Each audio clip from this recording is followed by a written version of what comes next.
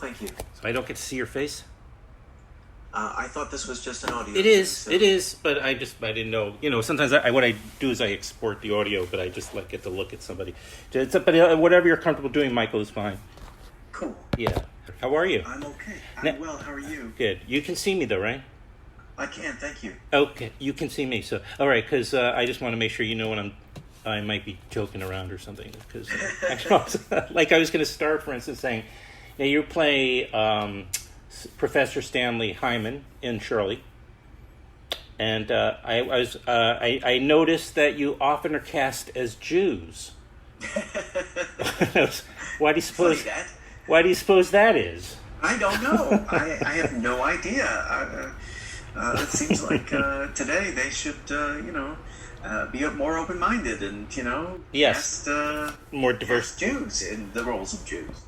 That's very true. Right. Exactly. They used to cast only men as Jews. In the Elizabethan plays in Shakespeare. I'm just going to move on real quick because that went painfully awry.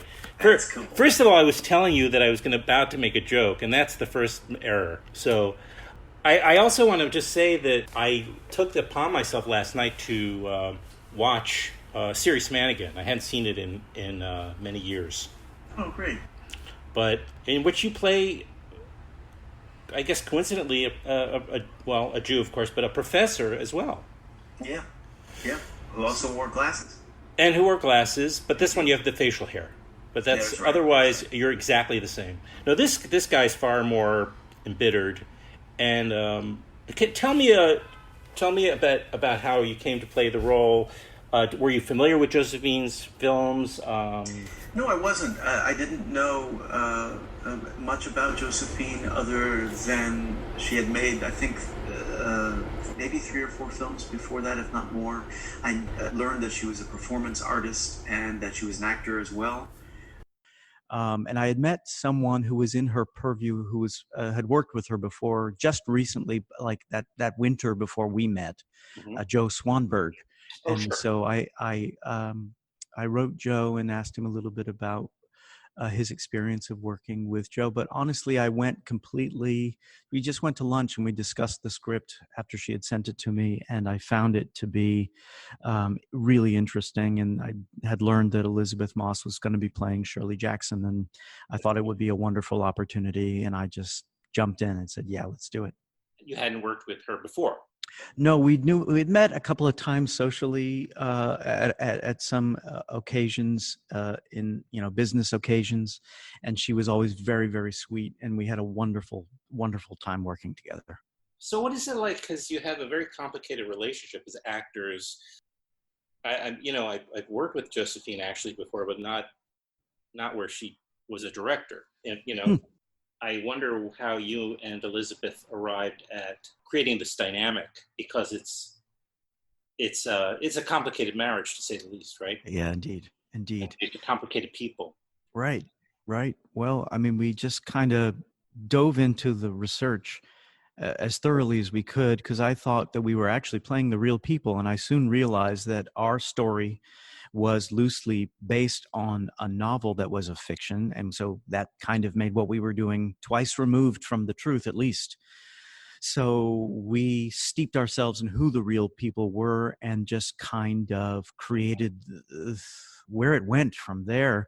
Plus, you throw in Josephine's sense of a dreamy, poetic, visual vocabulary, and you kind of have this mix of a very verbal script with a very dreamy camera. And so that made for a really interesting, hopefully, interesting dynamic, which was great fun. And I think Josephine's experience as an actor, a performance artist, informs, how she works with actors. And she was asking us in a lot of ways to kind of throw ourselves into, I don't know, kind of a somewhat of a primal, animalistic, what's behind the words, what's going on underneath what it is that they're saying. In some cases, she'd throw exercises at us in terms of, okay, now just get rid of the words and do it without the words and see what happens. Those kinds of things. So it was a challenge in a good way. In a good way. Yeah, if you're pushing yourself or going into areas that are potentially less comfortable or familiar, that has to be exciting for an actor. Coming from the stage, the way you just discussed figuring out this role, coming from the stage and using this approach that you just described, that had to feel familiar, right? Because as a stage actor, I have to assume you took theater classes. Yeah, absolutely. And I think in some ways it is kind of like going back to school. And that was how I wanted to take it. I mean, there was a big part of what we do that we do alone most of the time. So to have even one day to go into a room and just flail about and think differently about how we could approach these things was a very positive element of what I had.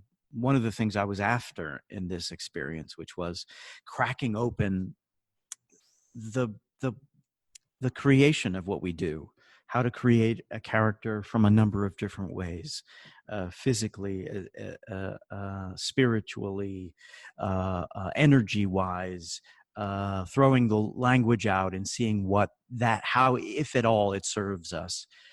What can come from those things. And I think Josephine was after more than what was just on the page. And that's kind of where she lives. I think it's her sweet spot. Not the most commercial approach. No, I mean, I appreciate that about her. She is Sure. I'm sure she could make something far more commercial from the story of Shirley Jackson. One thing I really liked about the film, and just one of them, was something that did not occur, which often does with biopics or films that try to take on so much. But this was like almost just like this very specific period between the short story, The Lottery, right? Right. And her novel. What was the name of it? Hangs a Man was what it eventually became. Right. Yeah. So I just liked that it was just didn't try to become this big story, about like a lot of others are. And whether or not you knew who Shirley Jackson was or had read her is beside the point, I agree. Yeah. It was an interesting exploration of a window in her life. Excuse me. And I think they kind of threw the timeline out the window, plus other historical facts like the fact that they had several children. That all kind of went away so that we could focus on what this imaginary fictional circumstance could be. What would happen if Shirley Jackson, who had just written this well-known short story, The Lottery, and is agoraphobic and all of a sudden is getting all this attention, which literally was very positive for her. Right. However, also probably jarred her significantly, and how she might go about else to inspire her. So it's kind of that. Can you just what's that? It got cut off for a second. I think I just missed. Sorry. What you just the very end of what you just said.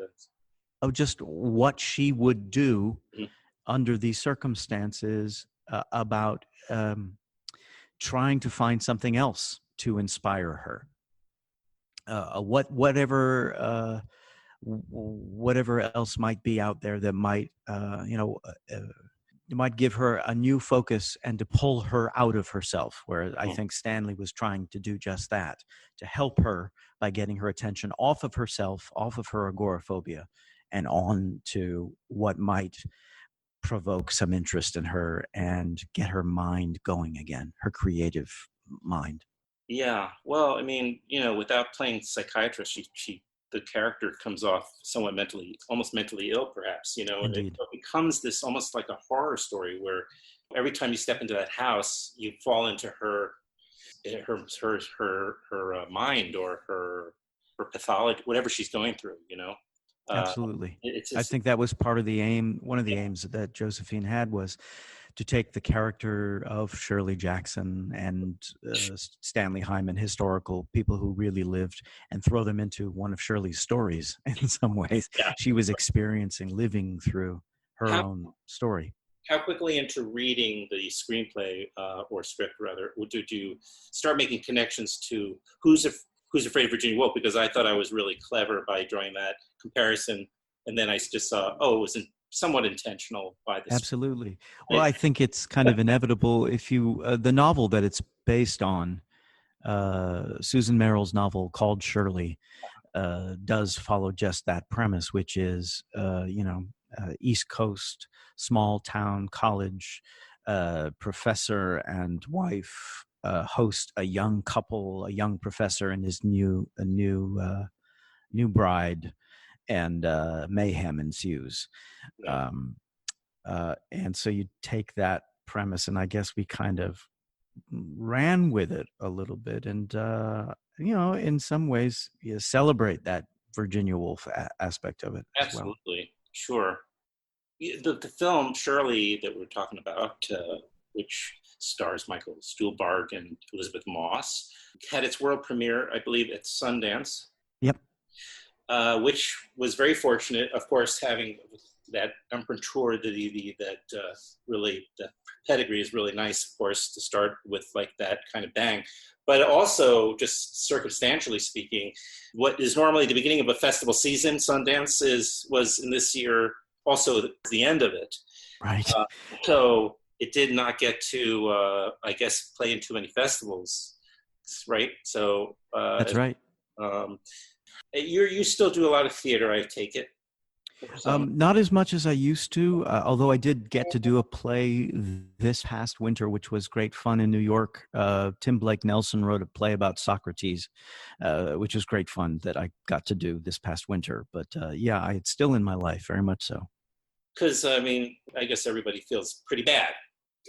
But how concerned are you about theater and also film, which of course can be streamed into people's homes, Right. but the stage is not quite the same, of course. That is true. I'd like to believe that in time, when it is safe, we will all get to re-experience all of that again. I don't really have much doubt about it. It's just going to take longer than all of us thought, because we have to be safe and we have to take that into account. It may take quite a long time before everything is safe. But yeah, under these circumstances, it kind of brings out the most pragmatic and the most, inventive things in people. It's a new restriction. So if you're going to make art, it's a new condition to make art in. So hopefully it will inspire some people, as well as make a lot of us, long for what things were like before. However, this, I imagine, will change a lot of us in terms of what we bring into the future, hopefully. Are you doing like a PTSD type of thing? Or? In some ways, yeah. Remembering, one of the first things I expressed to some of my colleagues was how much I miss being with each other, simply on location somewhere, working on something, putting our attention together as a group, making something. I miss that, the passion of it all, the fun of it all, the creativity of it all, the stimulation of it all. And now we are separate, and it's up to each of us individually to decide what we want to do with this bubble of time, besides trying to be safe and healthy, so that we can get together again when it's safer. And what do you do in this time where I have to assume you're also, for the most part, probably sheltered in? Yeah, absolutely. I'm in New Orleans right now. You are? I was down Did you have here. a huge storm today? What's that? Did you have a huge thunderstorm today? There was a big thunderstorm here earlier today. Absolutely. I was on a Zoom call with a large group of literary types or what have you for some other work. And the host was constantly kind of like flinching because she was saying there's this, epic-sized thunderstorm. Maybe it was even worse where she was than you, but she said it was making. I could hear it. These thunder claps. Yes, it was indeed a torrent. Pleasant when it was light, but yes, it was quite torrential. Yeah. So what do you do? Are you practicing any kinds of I don't know, or should I say, are you taking or doing any practices to keep your artistic? I'm writing a lot. I You write are every day. That keeps my mind active. I'm hopefully maybe someday it will turn into something worth sharing.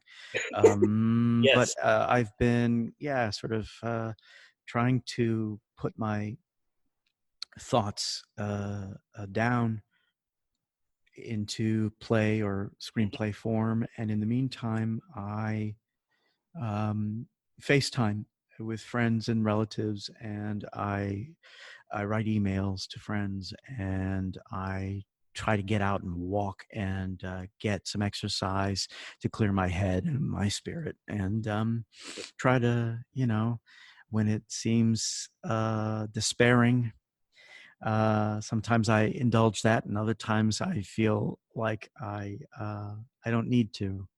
It's basically just trying to be patient Mhm. and try to keep my sense of humor and keep going, really. Good.